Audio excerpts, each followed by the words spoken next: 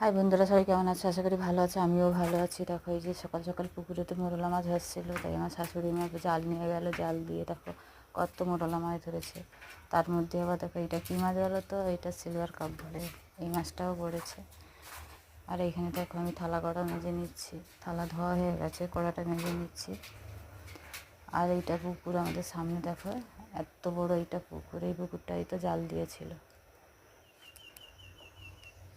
এই পুকুরটা চারধারে দেখো গাছপালা ভর্তি। এই দেখো এখানে আম গাছ, জামরুল গাছ, সব গাছ আছে এই পুকুরটায়।